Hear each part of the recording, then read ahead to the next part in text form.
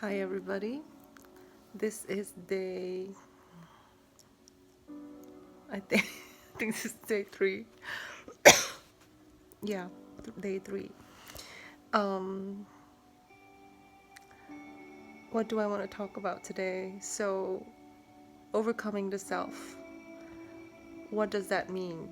It means that we start to understand that our analytical mind consists of mainly programs, and that if we want to change anything in our lives, there are levels of change that are going to take a really long time because they are about changing things from matter to matter.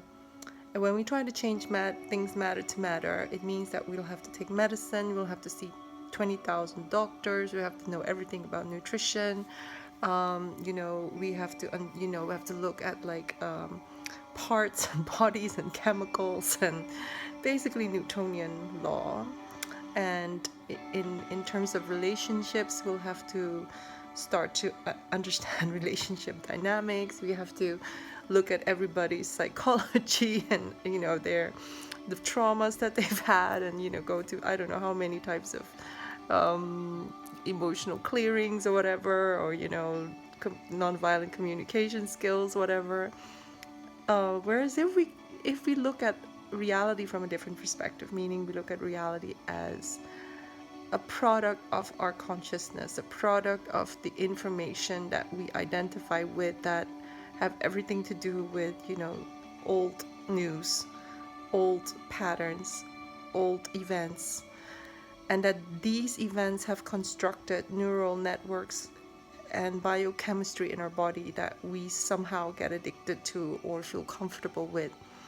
That every day we wake up thinking, this is who I am. We wake up and we have to remember what our problems are. We wake up and we have to remember that, we are depressed, or that we are hopeless, or that we are cynical, or that we are so rational or emotional or whatever. And that as a consequence, we keep trying to change our world, but we don't want to change our personality. So we're the same personality trying to change our reality. And those things don't work, because you can, you see this with people, of course, they keep dating the same people, divorcing the same people, even though these people have different bodies, different names, different nationalities, keep choosing the same people based on the addictions they have. And I think it's really important to understand addictions. We use people, we use relationships, we use certain circumstances and conditions in our life to reaffirm our addiction to victimhood, our addiction to anger, our addiction to being powerless, our addiction to having to complain, our addiction to be resentful.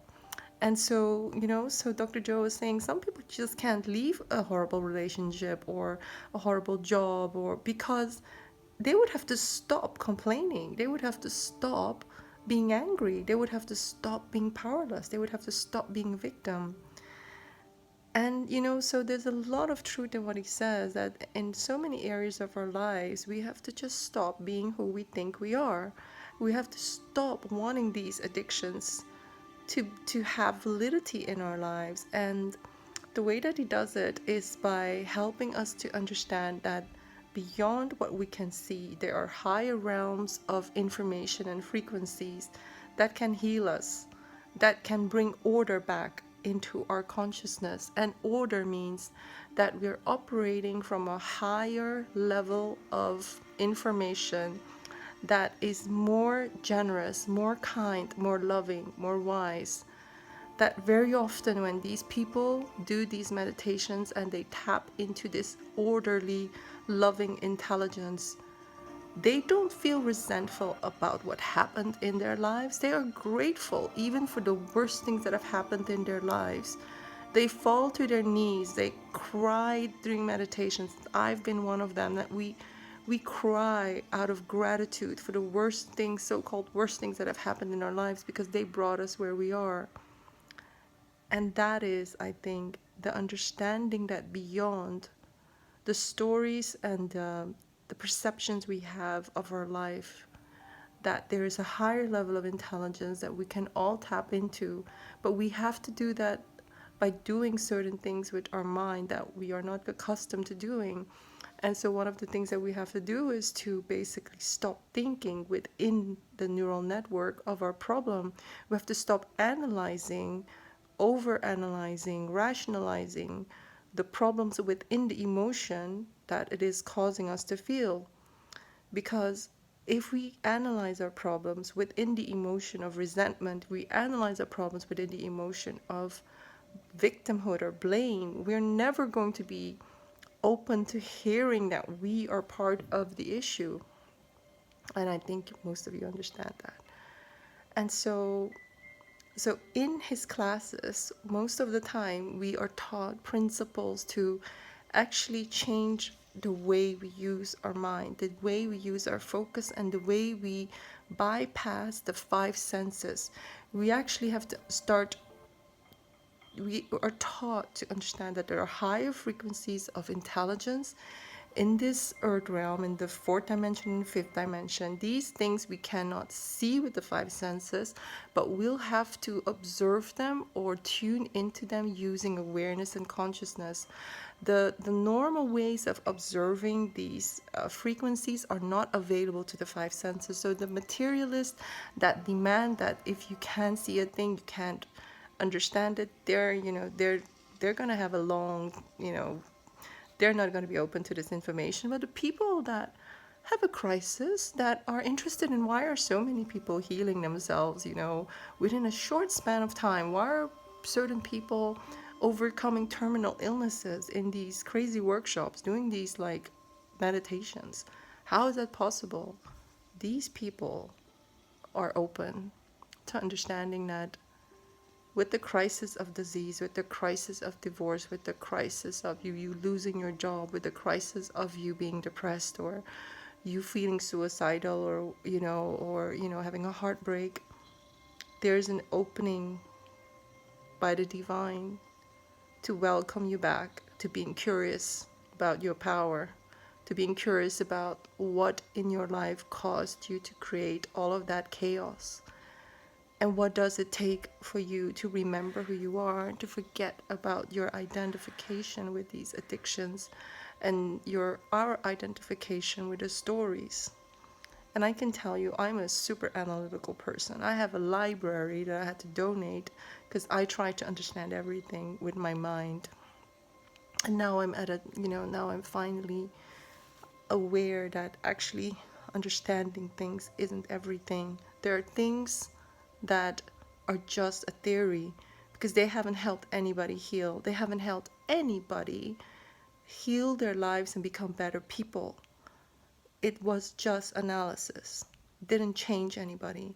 I'm interested in the science and the pioneering findings of scientists such as Dr. Joe that are going to heal people, that are going to make us understand how we, with our consciousness, are impacting and affecting matter.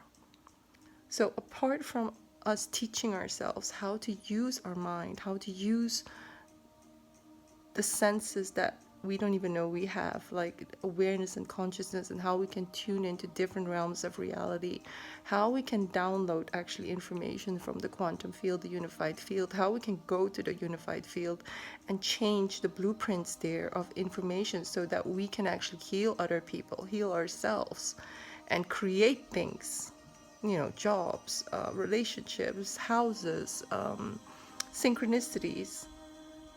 Once we do that, we can actually learn to feel grateful for everything that has happened, to know that when we didn't know better, we thought we were victims, but because of whatever has unfolded, we were pushed to learn, we were pushed to study, we're pushed to go to these crazy workshops, we're pushed to listen to a man telling us that we can change our lives by becoming more of our true self outside of the known of who we are.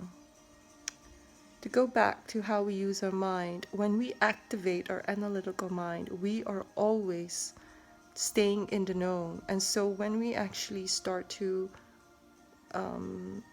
use our our mind in a different way, meaning we use the way that we activate or suppress the neocortex.